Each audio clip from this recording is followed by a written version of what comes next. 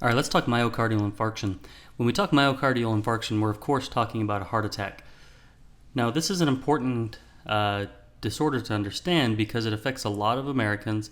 It's something that you're going to see in your work in the hospital, either directly as patients have heart attacks, or you'll have patients who have a history of heart attack or have stents, etc., that you'll have to understand how to take care of them and how to best provide appropriate therapeutic nursing care for these patients. Okay? So very briefly, let's talk about exactly what a heart attack is. So what happens in a heart attack is blood flow stops to part of the heart, causing damage or death to the heart muscle. Okay, so that's really all a heart attack is. What happens here, you can see they've taken this vessel here and they've blown it up. So what happens is you have this plaque buildup and blood clot, and what that does is it impedes blood flow past this point. So of course, once blood can't get down to this distal portion of the artery, we're not allowing oxygen to get to the muscles. Okay, so when oxygen is unable to get to the muscle, this muscle dies. If that muscle dies, of course, we're looking here like at a ventricle here. If that ventricle dies, that muscle dies, it's not able to squeeze, we're not getting cardiac output. We're going to obviously lead to, depending on the size of the damage, either heart failure or death, as the heart muscle is no longer able to do its job. Okay, so it's an emergent disorder. It's something that has to be treated very quickly, and we have to clean up this clot and allow that blood to flow and restore oxygen supply to that cardiac muscle. Okay, so when we talk about heart failure or myocardial infarction, I really want you to think of it as a vessel.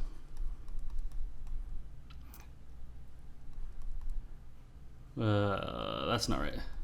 I want you to think of it as vascular. Let's do that. Vascular. I want you to think of it as a vascular disorder, okay? Because what it really is we have poor vessels, and because of that, we're going to lose our blood flow. So things that are going to lead to MI are going to be things that are going to affect our vessels. They're going to be vascular type disorders, okay?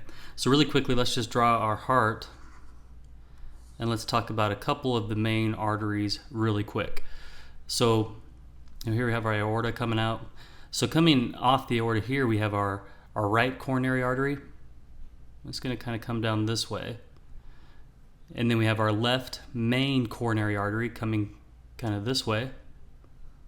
And then off of that, we have our circumflex coronary artery. Okay, and that's going to kind of supply the back end here. And then coming off that that left main coronary artery, we're going to have our left anterior descending coronary artery. Okay. So left main coronary artery, right coronary artery, left anterior descending coronary artery, and then circumflex coronary artery. Okay, so those are the main ones. So what happens when we have a major heart attack is one of these main vessels is going to become occluded to the point of no blood flow distal to the occlusion. So right coronary artery, left main coronary artery, left anterior, front of the heart, descending coronary artery, and then we have our circumflex coronary artery. Okay, so those are our main vessels, and those are the ones we kind of need to keep in mind because we can actually tell based on EKG where the heart attack is. So let's before I get ahead of myself, let's dig into what we need to dig into. So, as I said, it's really it's a very common disorder. 735,000 Americans have a heart attack every year based on information from the CDC. Now, some of the big risk factors are going to be high blood pressure, high LDL, smoking, and these are key risk factors of heart disease. And the problem is about half of Americans have at least one of these three risk factors. So half of Americans either have high blood pressure, high LDL, or are smokers. These are the three main leading causes of heart disease and heart attack. Now you can see it's very regionally distributed here, kind of in our south where there's more, traditionally more fried foods, more sedentary lifestyles, less active, more smoking. these are areas that are going to have higher incidence of heart disease and heart attack.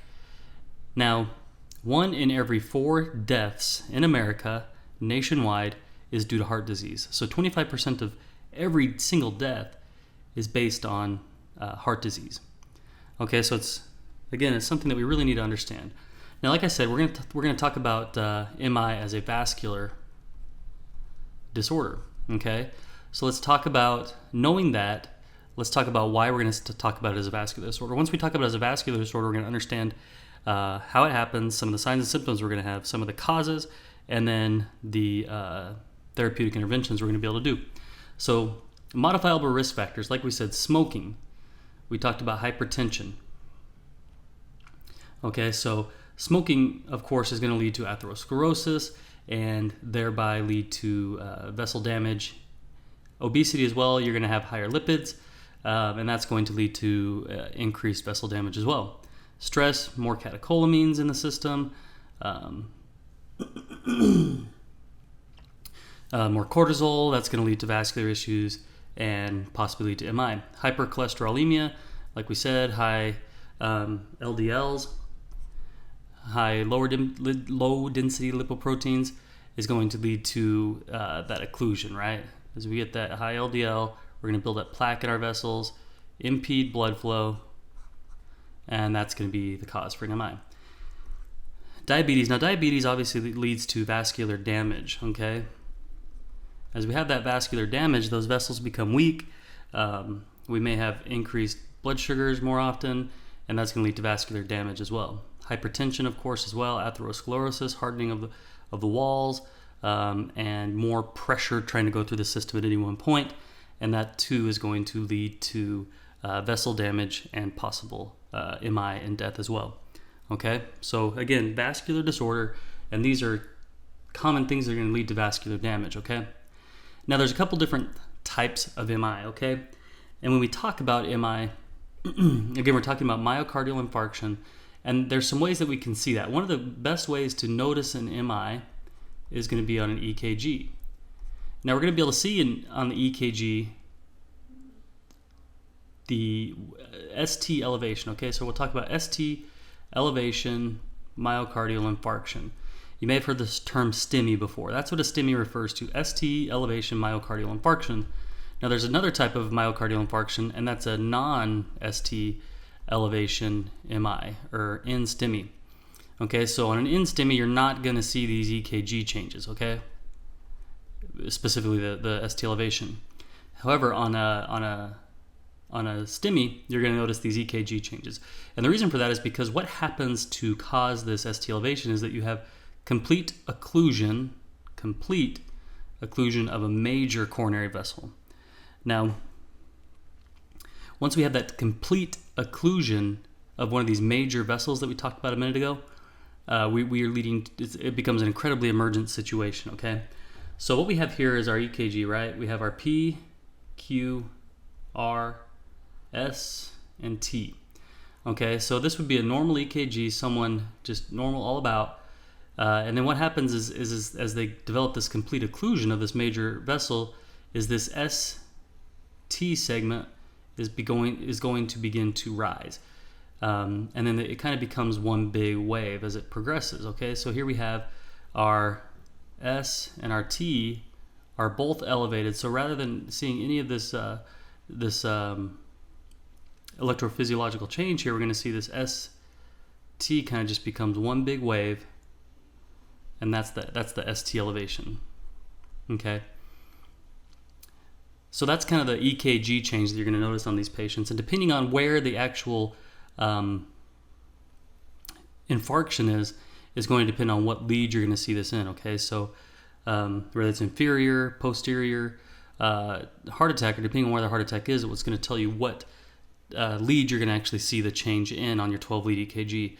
Now, we don't talk about 12-lead a lot here because it's not necessary for NCLEX, but once you understand 12-lead and kind of understand these EKG changes you're going to see, you'll be able to look at a 12-lead EKG and you'll be able to know exactly what coronary artery is affected by this, because the ST elevation is going to show up in the lead that corresponds to the artery that is affected, okay?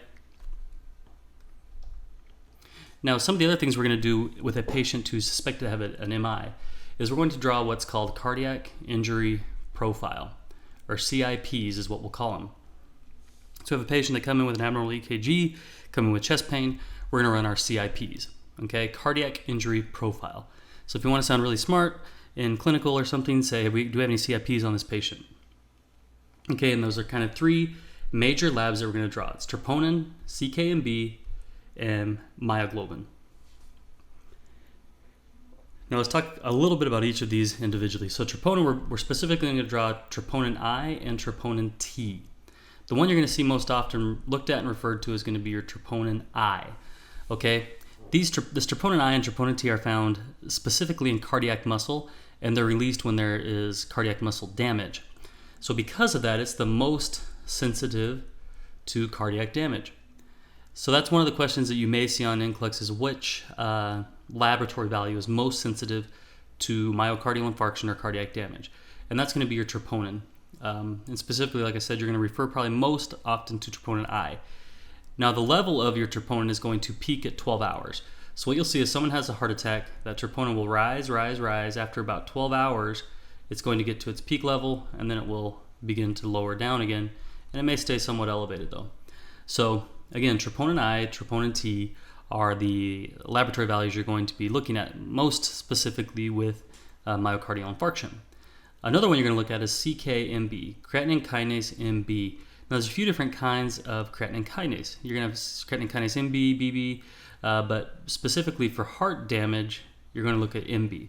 And that might be a question as well. Which of these laboratory values is checked, with myocardial infarction or something like that? And they may give you CKMB, CKBB, and your correct answer there is going to be CKMB.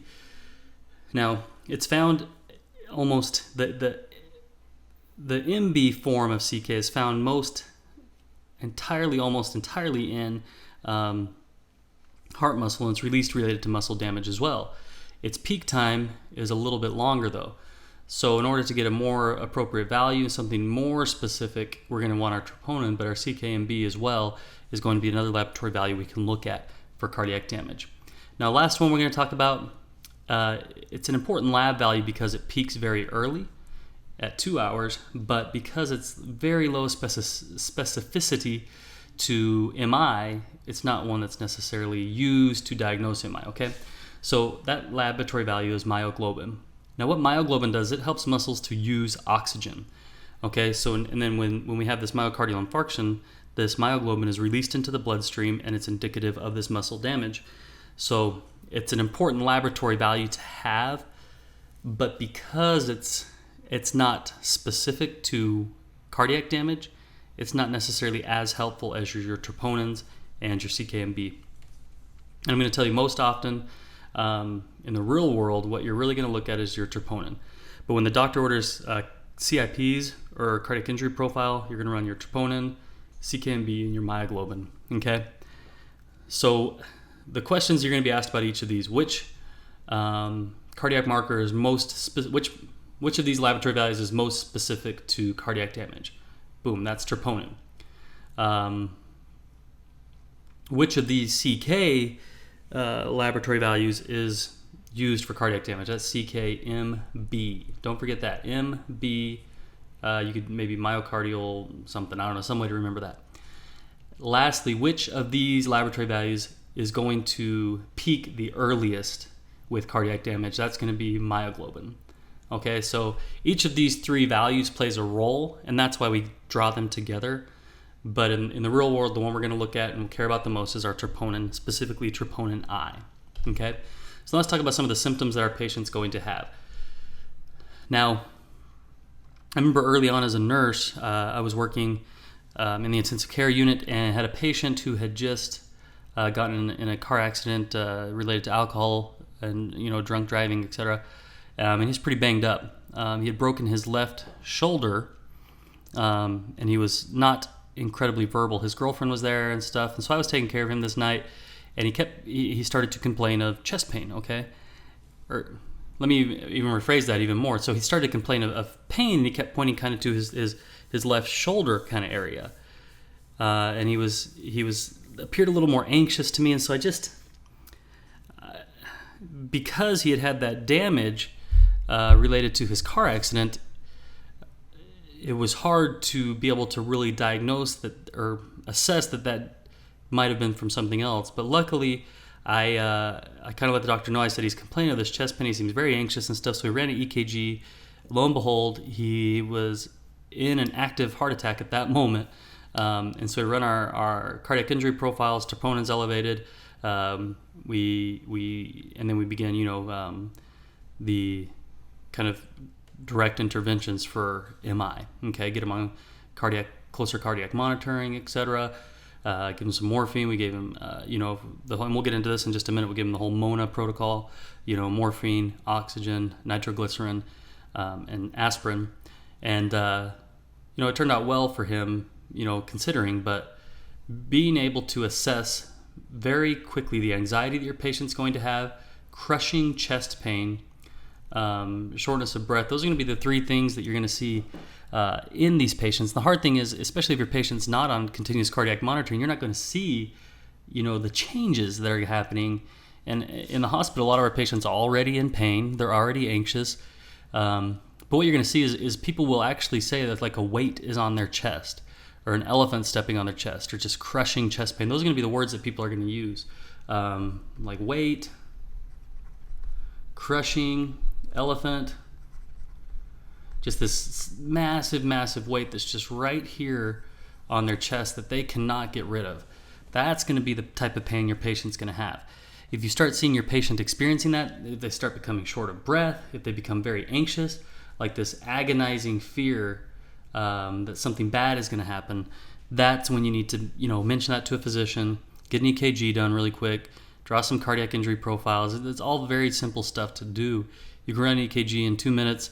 You can draw the blood in just a minute, have the lab results back in 30 minutes or so, and be able to diagnose yes or no, is the patient having a heart attack, okay? But if they are, we need to treat that immediately, okay? So with men, they'll also get kind of this left arm pain. Now, specific to women, they're going to get that a little bit of pain there too, but this pain is going to radiate on women to the back and to the jaw, okay? And that's on women specifically. So it can be a little bit harder to catch this in a woman because they might be complaining of just kind of some jaw pain. And that's not as terrifying necessarily as this crushing chest pain, or they may have some back pain radiated from, the heart. Another thing you might see is diaphoresis, and then as well nausea. Okay, so those are kind of the symptoms that you're gonna see in your patient as you're assessing them. So be very cautious and very astute in assessing your patients.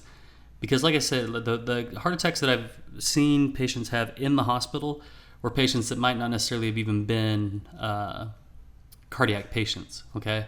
So very, very important to assess very closely.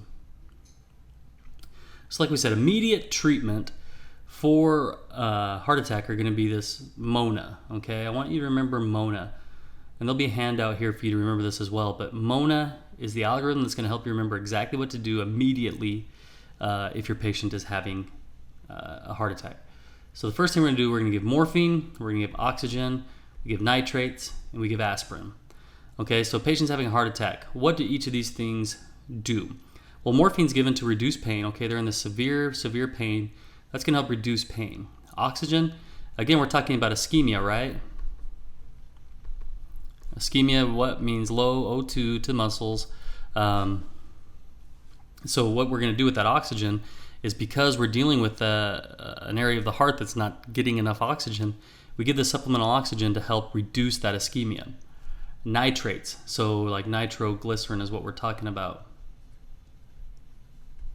Specifically here, what that does is it causes vasodilation, and that is going to reduce the workload and O2 demand of the heart. It also reduces O2 demand of the heart. So we have this occluded vessel, right? So we give our nitrates, and that's going to open up our vessel, cause that vasodilation, help blood get through, but it's also going to decrease the workload of the heart. And on top of that, because we're decreasing the workload, we're decreasing the oxygen demand. Now, why is that important? Well, because we're in an ischemic situation here. And so if we can reduce the amount of oxygen needed for the heart, it can still function on lower O2 requirements, okay? And the last thing we're going to do is we're going to give aspirin. What aspirin does is we know it helps reduce platelet aggregation. And by doing that, we help a little bit of blood flow through the little bit of space that we have. Okay? So morphine, oxygen, nitrates, aspirin. That's MONA. Let's talk about nitroglycerin for just a minute. So with nitroglycerin, we give 1 tablet Q5 minutes, not to give more than 3 tablets in 15 minutes. The pain should go away in 5 minutes. If it's like an angina or something, if it's not going away, we don't want to do more than 3 tablets in 15 minutes. Have them put it under their tongue. Should dissolve. It should help them.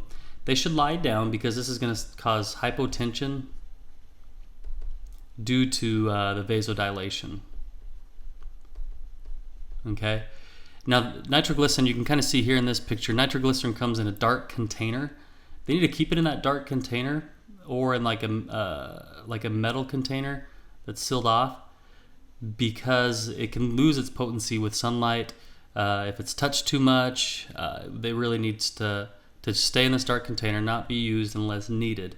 They should carry it at all times. There's places that make necklaces that they can carry, keep it in a pocket, front chest pocket, and make sure there's some sort of alert bracelet or something that people know that if you end up having a heart attack, people need to know to be able to give you some nitroglycerin.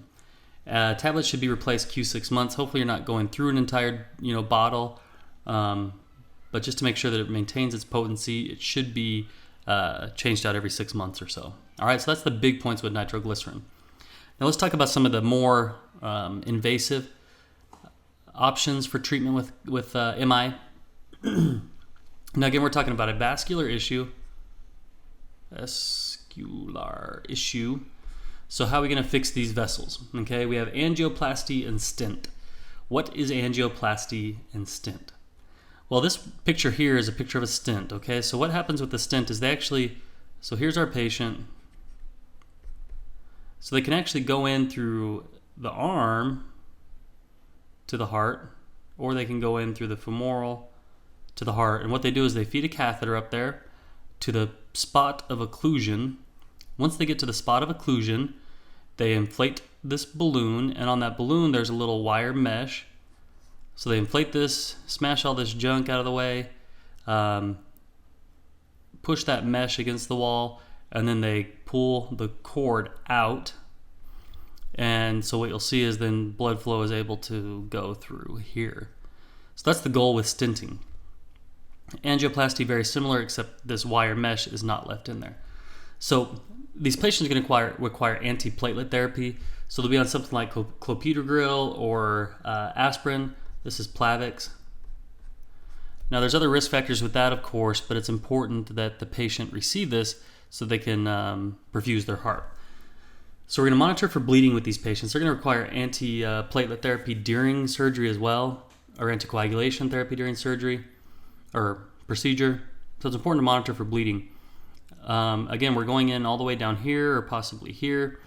So it's important to monitor this site for hematoma, that it's not swelling, that it's not becoming hard, there's no induration. And because we're going in there, that whole sheath is going all the way in there, we want to keep that leg straight for 6 to 8 hours to make sure that we have good blood flow. Another way we can assess for that is we're going to assess distal pulses on the leg distal to where we went in. So you'll assess like the foot on the right leg if that's the way they went in to get to the heart. And then we'll increase fluid intake on a patient who's like, where we're able to, because what we do during this procedure is we give them dye. And the reason we give the dye is so we can monitor where we're at with our stent throughout the procedure. So that's why we give the dye, and then we want to increase fluid intake to help excrete that dye through the kidneys. Okay. One last big treatment that can happen here is called CABG. That's coronary artery bypass grafting. And what happens with coronary artery bypass grafting is we take a vessel, we take a vein from like the leg, and that vein is then surgically inserted into the heart to get, you can see here it's getting the fresh blood here as the blood's coming out of the heart, this fresh blood. Some of it is being shunted back down here to actually perfuse the heart itself. So this would be like a single bypass. They come in here, so they'll take a vessel from the patient's leg, bring it up in here, and then they'll insert it so it's getting fresh blood here, and then perfusing distal to the area that was affected. Okay, so that's going to make sure that those damaged areas, you can see the damaged areas, are getting fresh blood and that they're able to be perfused. Okay, so that'd be single, double, triple, quadruple. So you've heard of quadruple bypass. You can see how they've kind of gone at every single one of these main coronary arteries. And this is really in extreme cases where there's total occlusion. And the best option really is to just go in there and create new vascular flow for these parts of the heart that have been affected. Okay, so that's kind of what MI is. That's some of the major things to keep in mind with it, some of the big treatments. With these patients who go through CABG, of course, they're going to be in the coronary ICU after this. They'll be on a ventilator. They'll probably have a Foley. And again, we're going to want to monitor their activity and monitor their heart rhythm and monitoring for any bleeding after this as well. Okay, so that's kind of the big things with MI. If you have any questions, be sure to ask. I think the next modules and some of the handouts and things are going to help you understand it more and more. But if you really think about it as kind of a vascular issue, it becomes very easy to deal with. That's all it really is. We have an occluded vessel, and we have to fix it. And what are the signs going to be of that? What's going to cause that? And how are we going to prevent it, treat it, and see it in our patients?